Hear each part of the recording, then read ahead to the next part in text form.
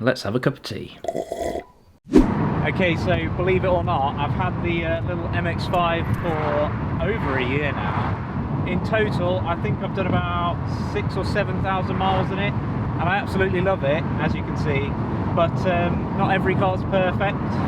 So in this video, I'm just going to do a quick rundown of what I've done to it, as well as some bits that I still think could need with improving, and I would like to do them in the future. Ducati. Okay, so I'm going to start off with what are my favourite things about owning this car. The best one, which also helps with my YouTube a lot, is how easy this car is to work on. Because it's not totally operated all by computers, it does make it quite simple. And I just don't have the fear of working on it like I do with some modern cars. So it's not crazy expensive, this car, so actually I know if I break anything, it's not the end of the world because parts are quite cheap. Another one is the MX-5 Wave. Not all owners do it, but when you do get a wave back, it's the best thing ever, honestly. People think it's really sad, but those who know that when you wave to another MX-5, it's just like, mark of respect, sir. Now when they don't wave back, it's crazy embarrassing and you feel like an idiot. Oh, it's windy. This car really isn't too windy with the windows down. I actually very rarely ever have the roof down and the windows up. I just don't like it. I feel like you get a much more immersive experience if you have the windows down as well, because obviously it takes the whole top of the car off. You don't have this glass here sort of shielding you in a weird way. Generally on the whole, the MX-5 community is brilliant. Now, I'm on a few Facebook groups. You've seen the MX-5 North Wales videos. Everyone that I know who is into the MX-5 community and obviously actively seeks out others who own MX-5s has been brilliant. I really didn't expect that when I bought this car a year ago. And for someone who's not in a car community, it is really hard to explain because I didn't get it before I bought this car. And I'm probably partly responsible for it with my videos and sort of building a small community. But yeah, it's been very welcoming and very eye-opening. Hello, mate. I was just filming a YouTube video. Do you watch YouTube? Okie doke, mate. Okay, I'll, yeah, you too. Cheers, bud. Thank you. Okay, I am going to have to sneak in a bad point about this car, as you saw, into my good points section. The bad point is this car is very noticeable. Now obviously because it's bright red it sticks out a lot, and especially when the sun's on it, it really sticks out a lot, because obviously in nature nothing is bright red, and that's why red means stop and XYZ. This colour is true red, which I believe is the brightest red that Mazda ever did, and you take the top down and you can see my big shiny pale face sticking out the top of it. Yeah, draws attention. Most of the time I believe that to be unwanted attention. Like, that man was lovely, but normally it's someone trying to race you or someone trying to get right up your chuff and cause a bit of a nuisance for you, and I just put it down to the car being absolutely bright red and sticking out. Right, let's go and find another film location. It's really hard to describe, but one of my favourite things is the project car feel that this car has. And I guess it's almost the same as how easy it is to work on. And this is my weekend car, and that might also be part of it. There's so many parts that are available for this car in the aftermarket, like you would not believe it. But I feel like, you know, when I want to film a video this week, it's so much easier to choose a section to film on this car.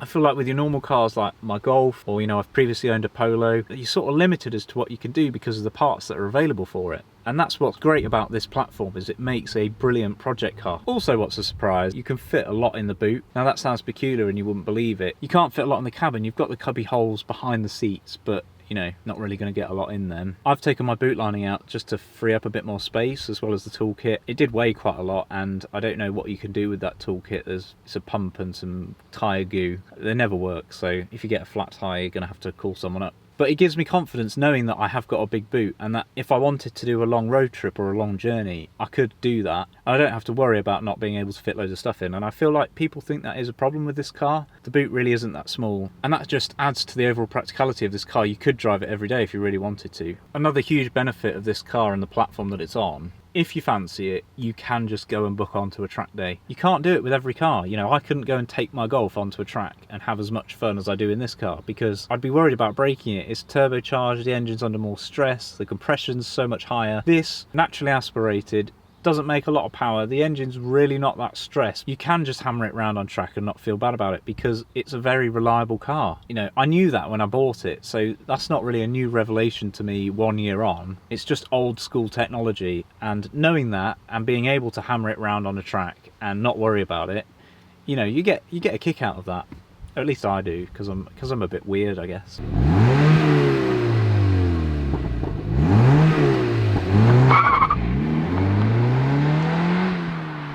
Another thing that I must come on to is the tyres. Okay, I've not done that many miles in this car. I think it's down to weight. Obviously this car doesn't weigh very much. I did the video with the weighbridge. It came out as like 1150 kilos until I get in it, and then it weighs a bit more. If you think about it, most cars, you know, they weigh more than 1150 kilos these days, and tyres obviously change direction or put power down to the ground. And when you change direction, the weight transfer of the car is going through the tyres. So on a heavy car and you turn around a corner, all that weight is being pushed down and into the tyre, isn't it? Now on a light car, obviously there's nowhere near as much force. If you've got a car that weighs 1700 kilos and a car that weighs 1100 kilos, you're adding an extra 600 worth of kilos every time you turn a corner on the tyre. Okay, the heavier car's probably got some slightly wider tyres, but the difference in rubber is probably going to be 10, 20, 30 millimeters. It's not going to be that much different, and that's why light cars, the tyres last a lot longer on them. It just adds another reason to the enjoyment of owning this car, because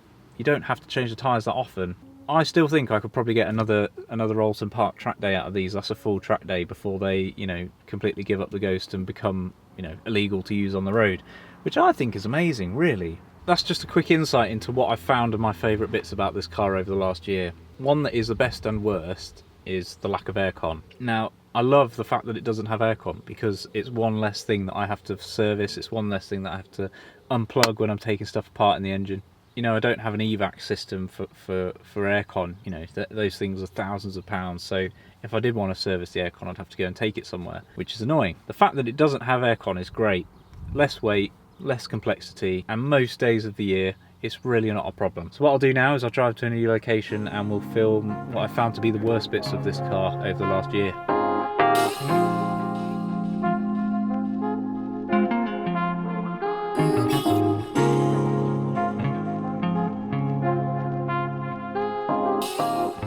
So I have done a brake modification to this car. I changed the pads to Mintex Racing 1166 pads, and the discs are now just Brembos. They're not fancy discs or anything, and it's got ATE Type 200 brake fluid in it. I absolutely love the stopping power, and I don't think I've ever used full force on the brake pedal, but they can squeal a lot, which is slightly embarrassing sometimes when you're pulling up late at night or just in any sort of situation where you have to stop. They squeal like a little piggy. Squeaky brakes. Yeah, not the best thing, but I quite like it in a way. It makes it feel a bit more special. A second thing, there is quite a bit of road noise in this car. And I always find I think I know road noise until I actually drive this car again. And then I'm like, oh, actually, I really need to get a decibel meter and measure how loud it is, because I think it would be touching sort of 80 decibels, maybe more. And that's just down to the lack of roof, as well as it really doesn't have that much sound deadening in this car. And obviously I've taken the boot lining out, so that's even less sound deadening. Yeah, it does get a bit tiring on a long journey. I have actually driven this car 180 miles just in one hit, and I did end up wearing some noise cancelling headphones by the end of it, because on a motorway at 70, obviously it's quite noisy anyway. It does grate on you after a few hours. God knows what it's like with the sports exhaust on it. I shall have to find out one day. So one thing that I have learnt with this car is that oil consumption is a thing. My Golf never uses any oil, but this obviously, it revs out a bit more, it's a bit older, so it does use some oil. I check it before every drive that I do if I'm using it as a weekend car, and then I'll check it every week if I'm using it as a daily driver for the week. Now, a lot of people struggle to read the NC dipsticks, and for good reason. They are very, very difficult. You're meant to read them horizontally, but Mazda did improve this on the Mark 3.5s and the 3.75s, and you can actually buy the upgraded dipsticks from MX-5 parts and fit them into the NC1. So if you're struggling reading your dipstick, you can just buy a new dipstick off MX-5 parts here in the UK.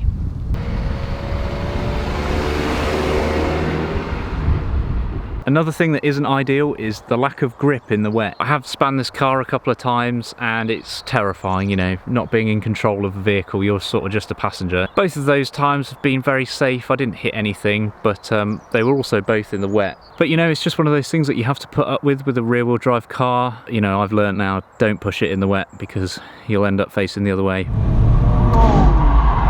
Probably the most common question that I get asked with this car is about the suspension. So mine is the sport model, so it does have the Bilsteins as standard. Yes, it does feel a bit soft when you're pushing on with it a bit. Honestly, on a day-to-day drive, you don't need anything more than the stock Bilsteins. If you do, you probably shouldn't be driving because you're driving too fast. That's my opinion on it anyway. But on track, yes, it does feel a bit soft. And before the world turned upside down, I did have a whole suspension month planned, but that all sort of went out the window. But make sure you subscribe because I will be doing that again soon. Okay, so that's a wrap on my 1 year video. Let me know if you found any of the same experiences that I did in the comments section below. I did actually film the outro in front of the car, but for some reason that footage didn't record. So I hope to do this video again next year, and the car will definitely not be stocked by that point because I've got loads of ideas for it. Thank you very much for watching, and I hope to see you soon. Cheers.